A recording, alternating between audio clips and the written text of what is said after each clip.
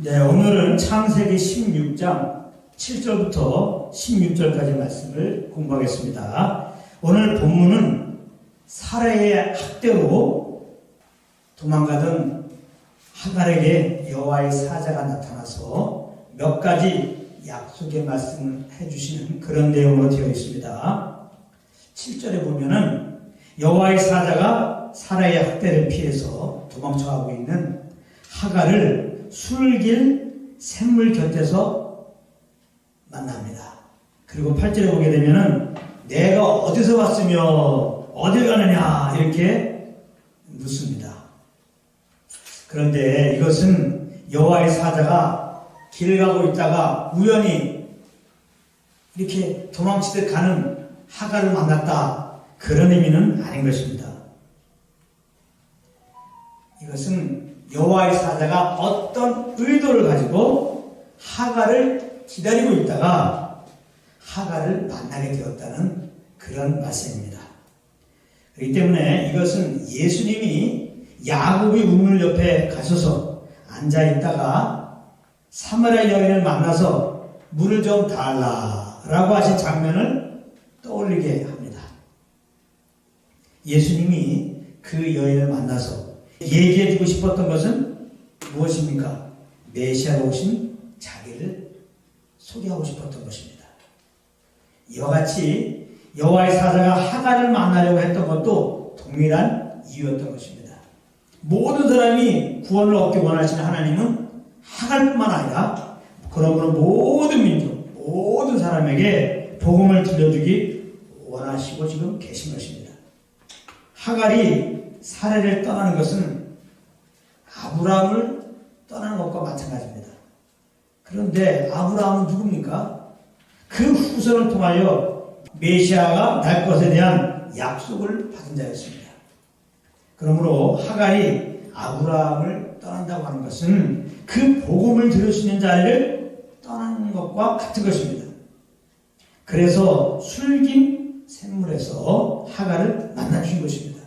이곳은 약속의 땅, 축복의 땅인 가나안과 세상을 상징하는 땅, 애굽의 경계 지역입니다. 이 지역이 되게 의미가 있어요. 만약 하갈이 가나안을 지나서 이제 자기 고향 애굽으로 돌아간다면 이제 복음을 듣지 못하는 그런 신세가 되는 것입니다. 그래서 하나님의 사자는 이곳에 미리 와서 기다리고 있다가 애굽으로 넘어가려고 하는 하갈을 막아선 것입니다. 여기서 우리는 어떻게 해서라도 복음을 들려주시고 구원으로 인도하시려는 하나님의 마음을 볼 수가 있는 것입니다. 그러므로 여호와의 사자는 사라를 피해 도망가고 있다는 하갈의 말을 듣고도 9절에서 내 여주인에게 돌아가서 그 수하에 복종하라 이렇게 말씀하신 것입니다. 이거 하갈의 입장에서는 너무나 무장한 말입니다. 무장한 말이에요. 왜냐하면 지금 하갈의 학대가 있어갖고 도망가고 있는 입장인데 다시 나를 이렇게 학대한 사라에게 돌아가라고 좀 하는 것입니까? 만약에 사라에게 돌아가면 나하고 전보다 더 큰 학대를 받을 수 있는 그런 상황인데, 그렇기 때문에 하갈의 입장에서는 결코 기쁨이 되지 않는 그런 말을 했습니다. 왜 그러나 이런 말을 여호와의 천사가 하갈에게 했겠습니까?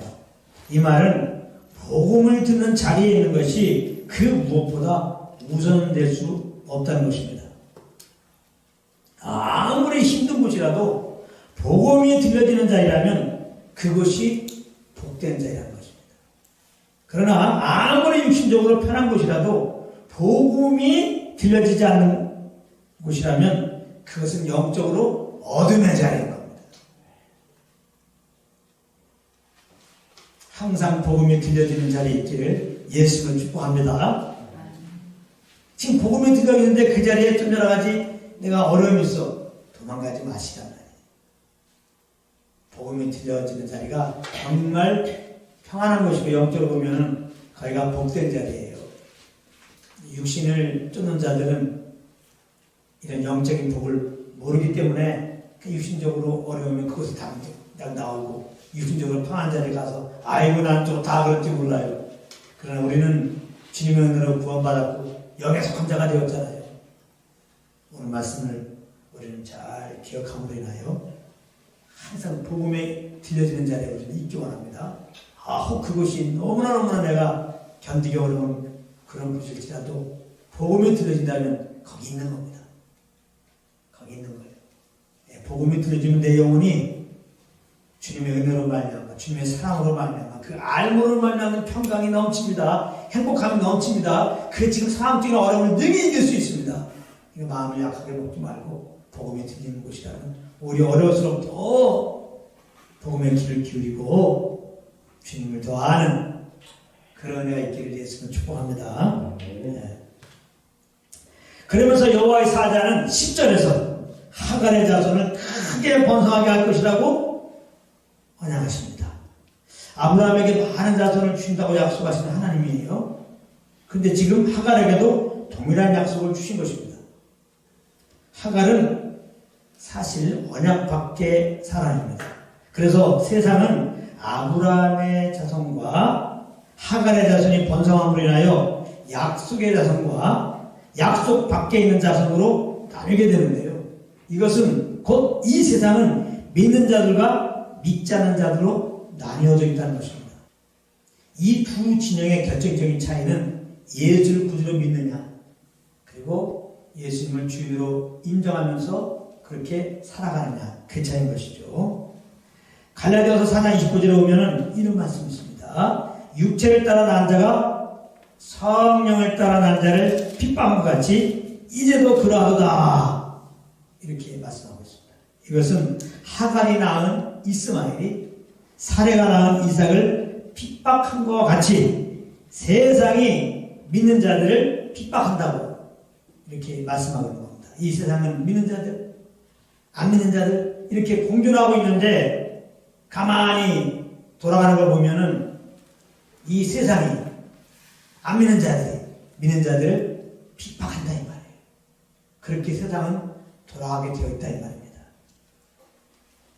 그래서 이 말씀을 따라서 우리의 삶을 돌아보면 이 세상 돌아가는 걸 보면 똑같이 그렇게 돌아갑니다. 자기를 위하는 세상은 정말 그리스도만을 위하는 믿는 자들을 미워합니다. 그렇기 때문에 베드로전서 4장 16절에서는 이렇게 권면합니다. 믿는 자들에게 만일 그리스도인으로 고난을 받은 지 부끄러워 말고 도리어 그 이름으로 하나님께 영광을 돌리라 이렇게 말씀한 것입니다. 우리가 예수를 믿고 그 믿음으로 살았습니다. 성령을 쫓았더니 일이 잘 안 풀릴 수가 있어요. 그럴 때 세상적인 기준을 보면서 나는 실패했네. 내 삶은 왜 이렇게 바뀌었을까? 괴로워하지 말라 이 말입니다. 이 세상 임금이 하나님의 허락함 안에서 이렇게 자기를 위해서 자기 소욕자로 사는 자들을 어떻게 보면 돕고 있는 것입니다. 마귀가 이 세상을 다스리는 권세를 아담으로부터 빼앗잖아요. 네, 그래서 자기의 권세를 행동을 해갖고 이렇게 자기를 위해서 자기 재형 따라 살아가는 자들을 돕습니다. 그래서 열심히 살아가면 이때 가서 성공하도록 그렇게 막 도와줘요. 그래서 진짜 예수도 안 믿는데 당연히 완전 밖의 사람인데 세상에 보면은 아주 잘 먹고 잘 사는 사람들이 많아요. 왜 원수마귀를 그렇게 그러면 안 믿는 사람들이 잘 되게 하느냐. 열심히 자기로 해서 살게 하고 자기 연구로 해서 살게 하고 그래서 이렇게 또 잘 되도록 벼에 역사하고 있느냐. 그렇게 해서 좀 환경적으로 평안해야지 더욱더 복음을 거부하기 때문에 그렇습니다. 정말 제가 어려워야지 자기 심의 한계를 깨닫고 죄 때문에 그것을 알고 정말 구원의 주님을 찾게 되고 복음이 들려올 때 믿어서 구원받을 수 있는 거거든요. 그래서 하나님이 아담이 죄를 범했을 때 이렇게 땅을 저주하시고 저주받는 땅에 살게 하신 거거든요. 그래서 그리스도 밖에 있을 때는요 오히려 환경이 어려워야 되는 겁니다. 근데 원수마귀는 이걸 알기 때문에 절대로 그렇지 않은 거예요. 절대로 어려우면 어려울수록 더 자기 의를 발전해서 잘 살기 원하는 꿈을 가지고 열심히 살게 하는 겁니다. 그래서 이제 원수마귀가 열심히 사는 자들 도와서 진짜 나름대로 이 땅에서 인정하는 그런 성공적인 삶을 하게 하시는 거예요. 그래서 영적인 갈급함이 없도록 나의 한계를 보지 못하고 나의 이 죄성을 보지 못하고 그러므로 복음을 거부하고 그렇게 살다가 죽고 심한받고 영원한 분모에서 자기와 함께 그런 고통 가운데 살도록 말이죠. 원수마귀는 그렇게 작전을 쓴다고요. 그러니까 이것을 알고 우리 믿는 안 믿는 사람이 잘 되는 걸 보고 부러워하면 안 돼요. 삶의 방식이 다르잖아요. 우리 믿는 자들은 예수님을 주님으로 모시고 내 영광이 아니라 하나님의 영광을 위해 살잖아요. 세상 사람들은 정말 자기 영광을 위해 살잖아요. 그러니까 뭔가 생활 방식이 다른 겁니다. 지역이 달라도 서로가 왕따시키는데 이제 학교가 달라도 왕따시키고 인종이 달라도 요즘에 인종차별이 있잖아요. 이런 영적인 세계에서 완전히 다르기 때문에 이 세상 사람들은 정말 주님 위하는 사람들을 미워하게 되어 있습니다. 싫어하게 되어 있습니다. 안 도와줍니다. 그렇기 때문에 우리 믿는 사람들이 그 믿음을 따라서 성령을 쫓아갈 때 세상으로 말미암아 이 핍박을 받고 많은 제재를 받아서 사실은 잘 되는 것보다 잘 안 되는 경우가 더 많은 거예요. 그러니까 혹시 우리가 믿음으로 이렇게 사는데 여러 가지 일들이 꼬이고 좀 어렵다 듣고 낙심하면 안 돼요. 더군다나 하나님이 살아계신가? 왜 내 기도를 안 들어주신가? 그런 말 하지 말란 말이에요. 그러니까 기도가 잘못된 거예요. 누가 기도를 그렇게 하래? 나도 세상 사람들만큼 잘 먹고 잘 살게 해서 이런 기도 하지 말란 말이에요. 하나님이 관심은 이 땅에서 우리가 잘 먹고 잘 사는 데 있잖아요. 예수 믿고 구원받았다면 이제 더 주님을 알게 하시고 생애 풍성한 누리고 그 주님 나라에서 그 영생복락의 삶을 사는 꿈을 가지며 살도록 하는 거기에 관심이 있어요. 그러니까 예수 믿는다면 정말 주님도 알기도 원합니다. 오직 이 하나의 기도 그것만 하면 되는 거예요. 그거 하나님이 시키지 않는 그 내 조용으로만 하는 기도 세상 사람들이 추구하는 그런 성공을 우리가 구하기 있는 것은 잘못된 겁니다. 하나님이 우리에게 베푸신 것은 다 은혜로 주십니다. 우리가 막 믿음이 좋으면 이때서 부유하게 하고 우리가 믿음이 없기 때문에 이때서 거지같이 살게 하고 이런 거 아닙니다. 나 세상의 기준으로 하나님을 섬기고 있는 거예요. 다 잘못된 겁니다. 꼭 아시기 바랍니다. 그러므로 이제 우리가 세상 사람들과 승부를 벌이는 것은 내가 예수를 잘 믿어서 세상 사람, 예수 안 믿는 사람보다 더 좋은 대학 가야지, 더 사업 성공해야지, 우리 자녀들 더 성공하게 해야지. 이거 맞지가 않는 겁니다. 그건 아예 버리세요. 그런 거. 세상 사람들에게 우리가 보일 수 있는 것은 외적으로 세상 사람보다 더 나은 모습을 보이는 게 안 믿는 자들의 위대함을 보이는 게 아니에요. 하나님으로 이제 우리가 구원받았잖아요. 그런 다음에는 이제 구원해주면 더 알게 원하는 겁니다. 그러므로 성령님과 교통 속에서 이분과 동행하며 사는 겁니다. 모든 것을. 그러면 주님을 아는 은혜가 내 속에 넘치면서 주님의 평강이 넘쳐요. 주님의 기쁨이 넘치잖아요. 주님의 안식이 넘치잖아요. 주님의 행복이 넘치잖아요. 마음이 그러면 얼굴에 나타나는 겁니다. 얼굴이 빛나게 되어 있는 거예요. 이걸로 승부 보는 겁니다. 우리가 정말 주님과 동행하면서 그 열매는 그러면 무엇으로 나타납니까? 주님이 우리를 사랑한 그 사랑으로 영혼들을 섬기는 걸로 나타나죠. 이 세상 사람들이 그 주님의 사랑의 빛, 인간의 사랑이 아니라 이기적인 정말 주님의 이 값없이 주신 그 사랑을 딱 접할 때 영혼들이 거기서 충격을 먹는 거예요. 이 모습 이대로 받으시는 그 사랑이잖아요. 거기서 정말 회개하고 정말 예수 명령하고 죽게 나오는 일들이 있는 것입니다. 그래서 성경 보게 되면은 너의 착한 행실을 사람에게 보이라고 하잖아요. 그래서 하나님께 영혼들을 위하라. 그러면 그 착한 음식이 뭡니까? 외적으로 뭐 가난한 사람에게 뭐 먹을 거 갖다 주고 뭐 입을 거 갖다 주고 어려울 때 도와주고 그런 걸 말하는 게 아니에요. 착한 행실이라는 것은 내 안에서 말씀하시는 성령에 이끌려 사는 게 착한 행실입니다. 예수님만이 유일하게 선한 분, 착한 분이거든요. 예수님이 하시는 일이 착한 일이에요. 예수는 성령으로 내 안에 오셔서 지금 일을 하고 계세요. 우리 교회가 좀 세상 사람들 인정받도록 가난한 사람 도와주고 부재사업 잘하자, 그런 거 절대 아닙니다. 그런 목적으로 그런 일들 하는데 절대 그거 아니에요. 우리 안에 계신 성령 쫓아서 사는 겁니다. 물론 성령을 쫓아 살 때 이렇게 연약 가난한 자들에게 물도 대접하게 하고 필요를 채워주는 일들을 하죠. 중요한 것은 성령 쫓아 했냐 안 했냐 이거예요. 성령을 쫓아 하는 그것이 착한 행실이라는 걸 잘 기억해 줘야 됩니다. 그래서 우리는 믿는 자로서 성령과 동행하는 것이 중요한 것이지, 믿는 자로서 내가 뭔가 이렇게 세상 사람과 구별됨을 보여야 되겠는데 하면서 세상 사람과 뭔가 잘 돼야지, 선한 영향력을 끼치고 이렇게 잘 될 때 내가 복음을 증거하고 예수 믿어봐라, 나같이 잘 돼야지, 복음 증거하는데 또 도움이 된다고 하면서 하나님께 잘 되게 해달라고 기도하고 하나님 영광 돌린다고 열심히 내 힘으로 잘 살려고 하는 모습들은 맞는 게 아니에요. 그 얼마나 피곤합니까? 그 다 내려놔요. 그 쓸데없는 오바충성입니다. 말씀에 근거되지 않는 것. 하나님 그렇게 내 힘으로 말미암아 그렇게 세상 사람들처럼 출세해가지고 그러면 그걸 보고서 이제 하나님이 세상 사람들을 감동시켜가지고 죽게 나오게 그런 계획을 갖지도 않고 있어요.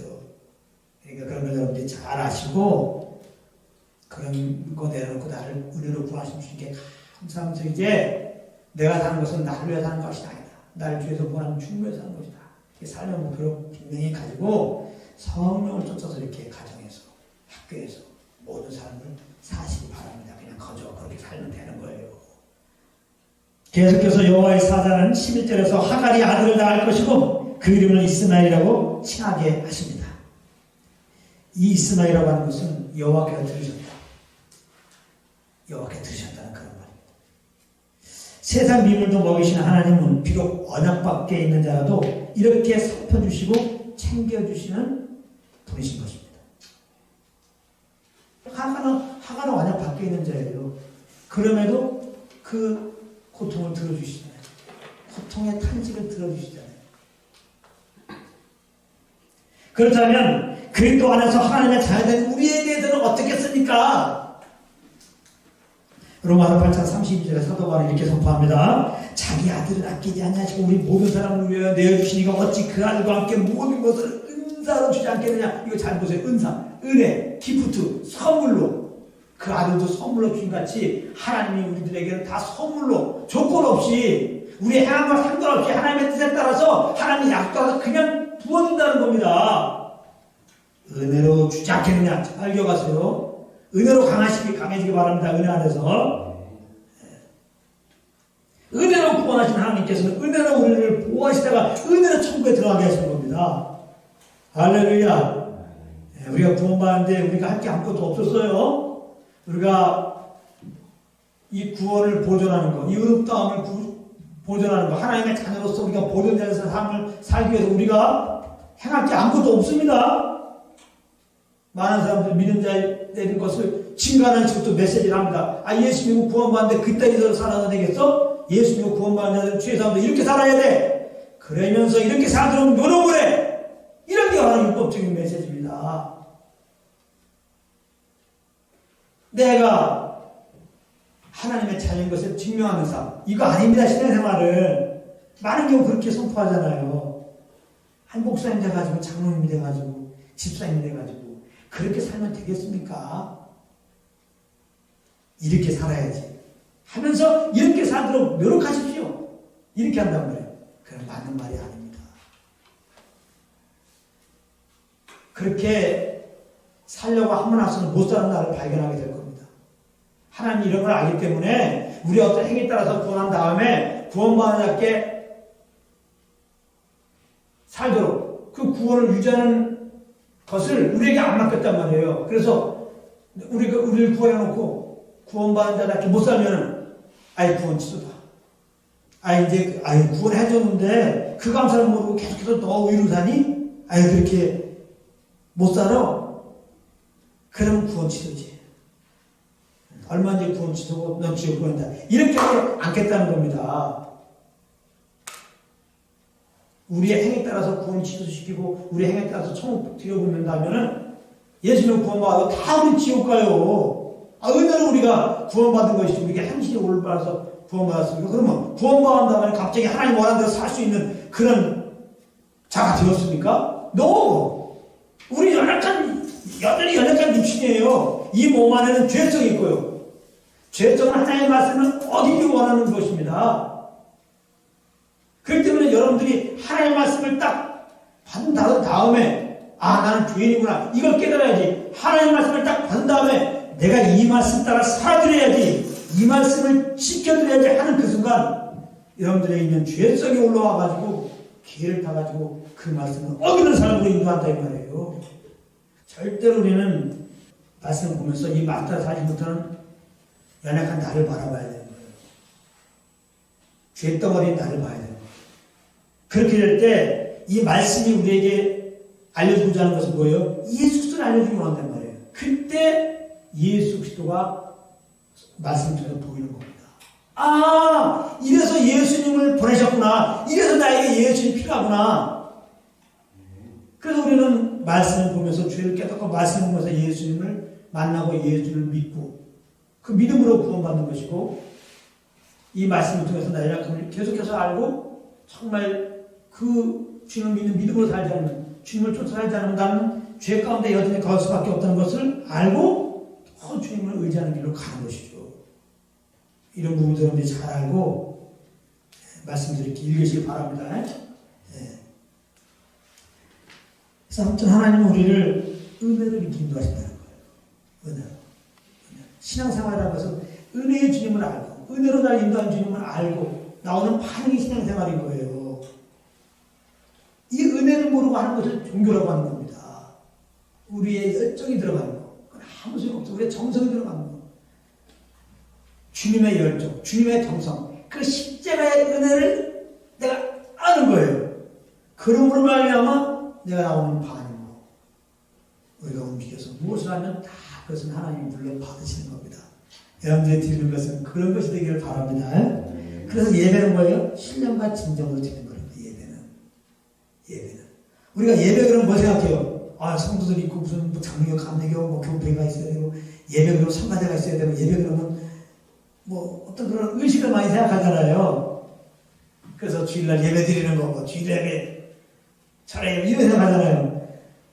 성경은 그런 거 언급하지 않죠. 예수는 예배 정의를 신령과 진정이다. 잘 들으세요. 예배는 정말 내 안에 계신 성령님과 교통부서 이분이 주는 감동 따라 움직이는 거. 이분이 진리를 얘기하잖아요. 이분이 인도하시는 그 진리에 따라서 행하는 거. 그게 예배인 거예요. 그래서 예수님은 우리들의 삶의 방식은 믿음으로 사는 거예요. 오직 성령을 찾아 사는 겁니다. 12절에 보면은 이스마엘의 들락이 같이 되어서 모든 사람들과 갈등을 일으키고 싸우는 자가 될 것이라고 말씀하는데요. 이 들락이라는 것은 길들여지지 않은 고집스러운 나귀, 야생 나귀. 하갈이 그 아들을 낳았는데 아들이 이스마엘이라는 거예요. 근데 이스마엘이 들락이 같다는 거예요. 이스마엘은 언약 자손이 아니라는 말이죠. 육체를 따라 난 자손입니다. 이 이스마엘은 하나님을 따라서 내가 주인 되어 사는 사람들의 본인 거죠. 하나님을 따라 사는 사람들의 특징은 모든 사람은 갈등을 일으켜요. 모든 사람과 싸워요. 왜? 자기 중심으로 살기 때문에 그래요. 자기를 위해서 살기 때문에 그래요. 나도 나를 위해서, 너도 너를 위해서. 그러니까 싸우게 되는 거예요. 이 세상에서 무슨 화평이 있고 항목이 있고 절친이 어디 있습니까? 그 이해가 맞아떨어지니까 잠깐 친한 거예요. 이해관계가 어그러져 봐요. 사랑하는 남자도 얼마나 싸우고 해요. 부부도 해요. 지금. 잘 보세요. 직장에서 당연히, 가정에서는 막 자녀와 부모와 함께 자녀와 자녀끼리 막 싸우게 되는 거예요. 이 사회는 그러므로 화평이 없는 겁니다. 연합이 없는 거예요. 지금 이스마엘에게 말하는 이유가 그 의미입니다. 아유, 하갈이나 이스마엘, 육체를 따는 자, 정말 못돼 먹은 자녀가 되겠네. 그 후손들이 그래서 지금도 이렇게 테러를 일으키고 못됐네. 그거 얘기하는 게 아니에요. 바로 우리가 예수 믿기 전에 그런 자로 살았던 겁니다. 예수 믿고 구원받았더라도 우리가 성령을 쫓아야 되는데 성령을 쫓아내면 육체를 쫓아 똑같이 이스마엘 같은 사람으로 사는 거예요. 그걸 좀 말하는 거예요. 정신 바짝 차려야 됩니다. 피자 물건 물는 그런 자리에 가는 겁니다. 그래서 교회에서도 보세요. 맨날 싸우잖아요. 그럴 수 있다는 겁니다. 성령을 쫓아야 되는데 그렇지 않으면 육체를 쫓아서 이렇게 싸운다는 말이에요. 이스마엘 되는 거라. 이스마엘 언약적 수생이 아니에요. 육체는 왔기 때문에 그래요. 우리는 성령을 낳잖아요. 그리스도 안에 들어가 있잖아요. 이것을 알고 그러면 언약 백성으로서 그리스도 안에 자에 사는 뭐예요? 성령을 쫓는 거예요. 그래서 이런 말씀을 보면서 우리는 성령을 쫓는 그런 기회를 삼으시기 바랍니다. 그래도 하갈은 13절 14절에 보면 여호와께서 자기를 살펴주신 것에 대해서 감사하면서 그 셈의 이름을 나를 감찰하신 하나님의 의미를 가진 부엘라헤로라고 이렇게 칭합니다. 그 다음에 15절 16절로 가면 아브라함이 86세가 되었을 때 하갈이 아들을 낳았는데 아브라함이 그 이름을 이스마엘, 하나님이 보통 주신다는 그런 뜻의 이름을 지었습니다. 그러니까 하갈이 이제 다시 아브라함 집에 가서 아브라함에게 얘기했죠. 여호와의 사자를 만나는데 내가 이제 이 뒤에 아이를 낳으면 이스마엘로 치라고 했습니다. 그러니까 아브라함이 그 말을 기억하고 있다가 하갈이 아이를 낳았을 때 이스마엘이다 이렇게 지었다는 것입니다.